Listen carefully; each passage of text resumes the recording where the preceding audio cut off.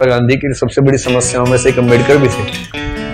अंग्रेज तो थे ही थे, उनसे बड़ी समस्या ये है कि यार अंग्रेजों को भेजो ना, समाज क्यों बदल रहे हैं। और अम्बेडकर साफ साफ कह रहे थे कि अगर मुझे अपने हित और देश के हित में चुनना हो तो देश का हित नंबर 1 पे, पर यदि मुझे दलितों के हित और देश के हित में चुनना हो तो मैं दलितों के हित को प्राथमिकता पे रखूंगा। क्योंकि अगर अंग्रेज चले गए ऐसे ही तो यहाँ के सवर्ण हमें छोड़ेंगे नहीं, और दलितों की पराधीनता अंग्रेजों के आने से पहले ज्यादा थी, अंग्रेजों की उपस्थिति के समय कम पराधीनता थी। आपको गुस्सा तो आता होगा अम्बेडकर का कई बार, क्या एक ऐसा आदमी था, है ना, लेकिन आप तर्क सुनेंगे तो दंग रह जाएंगे, तर्क अच्छे। और मजे की बात है कि भारत की संविधान सभा में अम्बेडकर जितनी पढ़ाई पूरी संविधान सभा में एक भी मेंबर ने नहीं कर रखी थी। केवल एक BN राव थे जो एडवाइजर थे, उनके पास ठीक ठाक पढ़ाई थी, उन्हें छोड़ दें, बाकी सब मिट्टी के मतलब पेंदे टाइप के थे, प्यादे थे उनके साथ। पढ़ाई लिखाई का जो लेवल अम्बेडकर साहब का है वो किसी का नहीं। तो कुछ लोग मैंने देखा कि सवर्ण मानसिकता के कुछ लोग अम्बेडकर को देशद्रोही घोषित करना चाहते हैं इन्हीं कथनों से कि दलित प्रश्न और देश के प्रश्न में दलितों को प्राथमिकता दूंगा तो बुरा मान जाते हैं। और उन्हीं से आप पूछो कि अगर हिंदू का प्रश्न हो और देश का प्रश्न हो, किसी प्राथमिकता दोगे? हिंदू, हिंदुस्तान में मैं समझता हूँ हिंदुस्तान है, बोलते हैं हिंदुस्तान है। मुसलमान तो आए हैं, जा भी सकते हैं, लेकिन हिंदुस्तान है। तो अंबेडकर उस समय पावरफुल हो चुके थे, और अंबेडकर को मैं तो बड़ा सलाम करता हूँ इस सेंस में। आमतौर पर वंचित वर्ग में जब कोई पढ़ लिख लेता है ना, अपने वर्ग से कन्नी काट लेता है। रिजर्वेशन का सबसे बड़ा दुख ये है, रिजर्वेशन का सुख ये है कि वंचित वर्गों के लोग आने लगे हैं सत्ता में, और जैसे ही एक गांव से एक बच्चा, दलित बच्चा IAS बनता है ना, पूरा गांव IAS बन जाता है। आरक्षण के वित्तीय लाभ केवल उस व्यक्ति को मिलते हैं जिसको आरक्षण मिला है, पर सामाजिक राजनीतिक लाभ पूरे गांव, पूरे कुनबे, पूरे कस्बे, पूरे शहर को मिलते हैं। कि हमारे गांव का चंदू IAS बना है, और चंदू वर्ग में मान लीजिए SC ST में आता है, उस दलित जाति के, उस गांव के और आसपास के 100 गांव के सब व्यक्तियों के पास कॉन्फिडेंस आ जाता है। कुछ बिगड़ा, चंदू को फोन लगा दिया, चंदू बिटवा देखिए जरा। अब पुलिस वाले ने रोका लाइसेंस के लिए, रुको बात करवाते हैं, ऐसे करके कह रहे किसको फोन करो? चंदू को फोन करो। छोड़ दो कोई बात नहीं, आप जाओ, आप गाड़ी कैसे भी ले जाओ, सिर के ऊपर रख के ले जाओ, कोई बात नहीं, कुछ नहीं बोलिए। कॉन्फिडेंस लेवल बढ़ जाता है। एक रिजर्वेशन का फायदा ये होता है, आर्थिक फायदा नहीं होता, रिजर्वेशन आर्थिक मामला नहीं है, तो सामाजिक राजनीतिक समतलीकरण का मामला है, उसमें उसको देखना है। और अम्बेडकर ने, आजकल क्या होता है कि जो बच्चा IAS बनता है सबसे पहले कोशिश करता है कि उसकी जाति किसी को पता ना लगे कि वो रिजर्वेशन में है। और बहुत सारे लोग SC ST OBC से रिजर्वेशन का लाभ लेकर अगर IAS बनते हैं तो कोशिश करते हैं कि शादी किसी सवर्ण समाज में, क्योंकि IAS खुद एक जाति है, उस जाति में शादी कहीं भी हो सकती है, वहां जाति प्रथा बीच में नहीं आती है। ऐसी IPS भी एक जाति है जो IAS से नीचे की जाती है, लेकिन ठीक ठाक जाती है, वो भी अपने आप में ठीक ठाक जाती है। जैसे IAS पति IPS पत्नी, लोग कहेंगे हाँ ठीक है, IPS पति IAS पत्नी, तो लोग कहते हैं अच्छा चलो कोई बात नहीं ठीक है। इस तरह से मैनेज करते हैं, क्योंकि IPS नीचे जाती है, IAS थोड़ी ऊंची जाती है, और IRS और बाकी सब तो बहुत ही नीचे जाती है। और उसमें जो ग्रुप भी हैं वो तो शूद्र टाइप के माने जाएंगे कि ये तो बहुत ही नीचे के लोग हैं। बेशक UPSC ने सफलता दी हो, पर ये तो ये नहीं चलेंगे, इनके 10 नंबर कम आए थे, इनको बाहर करना है। एक प्रकार की जाति व्यवस्था वहां भी। तो दलित चेतना जो अम्बेडकर की वजह से, अम्बेडकर का सम्मान क्यों करना चाहिए कि वो इतना पढ़ने लिखने के बाद भी चाहते तो वो भी एक शानदार जिंदगी जी सकते थे, उनको मिल ही रही थी।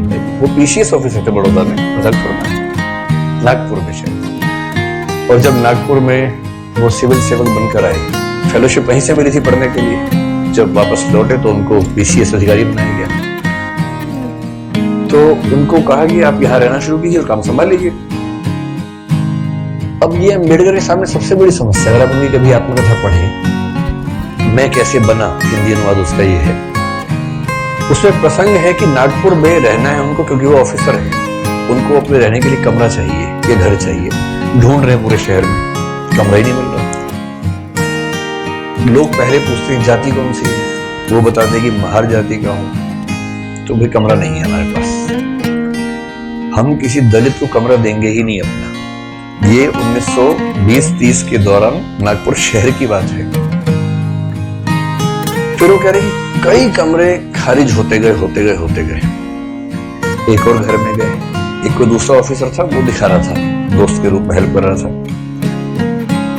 तो वहां मालिक ने पूछा ही नहीं कौन सी जाति के, इन्होंने बताया भी नहीं, ढिंडोरा क्यों पिटेंगे, उससे पूछा नहीं, इन्होंने बताया नहीं, कमरा मिल गया, रहने लग गए।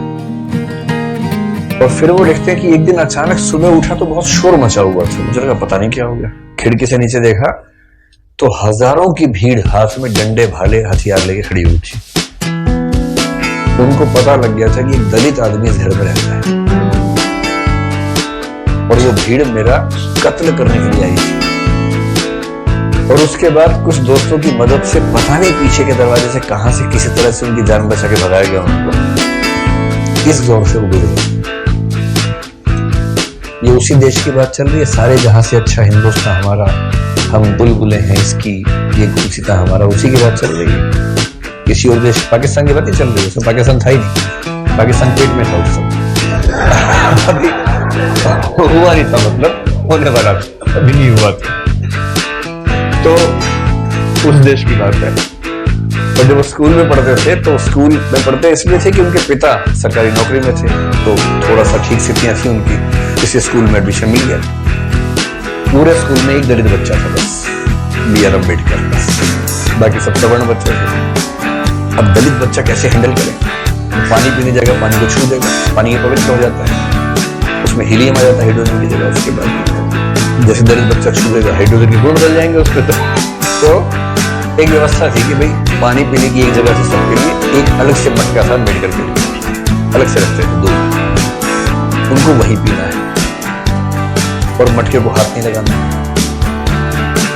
अब कभी कभी क्या हुआ, कई बार ऐसा हुआ कि जो आदमी पानी की व्यवस्था करने के लिए तैनात था वो छुट्टी पर चला गया, एक दिन 2 दिन आए, अब इसको प्यास लग रही है, बाकी बच्चों के पास पानी पीने को, उसको पानी पीने को नहीं। कई ऐसे दिन गुजारे स्कूल में जब उनको पीने को पानी मिलता ही नहीं था। चेतना ऐसे बनती है, ये सब झेलने के बाद बनती है। इससे जब आप हरिजन गाथा कविता पढ़ेंगे तब समझ में आएगा कि वो किस दौर से, किस स्थिति से गुजर के वो विचार बनते हैं। और अभी एक पदम गौंडवी की कविता है, वो भी हरिजन के गाँव में कुछ नाम है, उसको भी पढ़ेंगे, हम जिक्र करेंगे आगे चलकर, तब समझ में आएगा। ये सब मैं इसलिए कह रहा हूँ कि इतिहास के नेताओं को सीधे खारिज करना बहुत आसान होता है। जब आप उनकी स्थितियों को समझेंगे, उनके विचार कैसे बने समझेंगे, तब उनका महत्व समझ में आता है।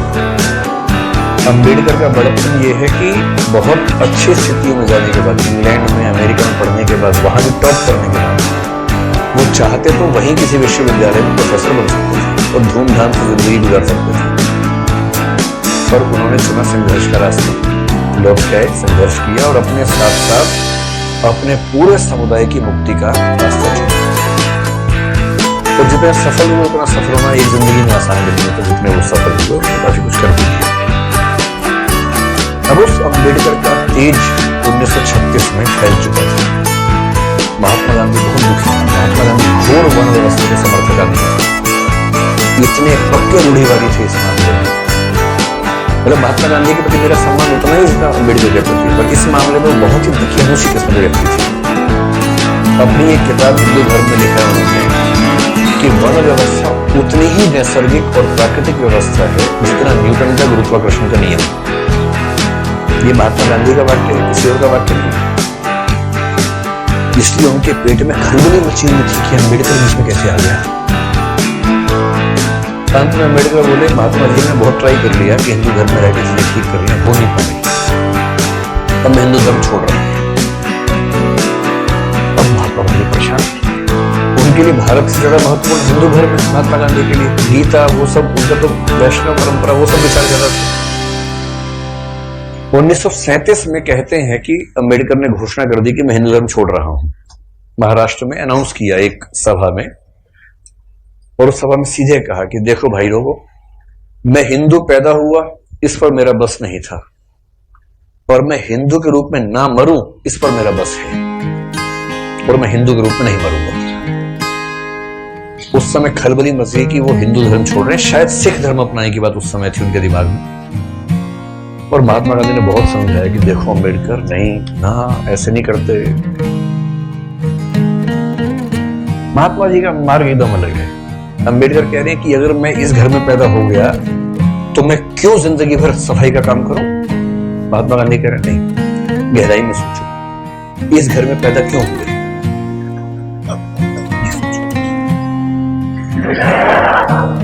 ये उसका डिजाइन है, उसने जानबूझ के पैदा किया क्योंकि तुम्हारे अंदर सफाई के ही गुण हैं।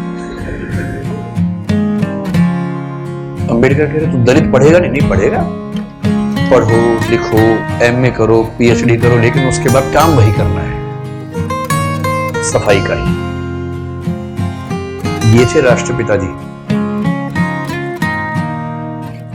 चाचा जी आजकल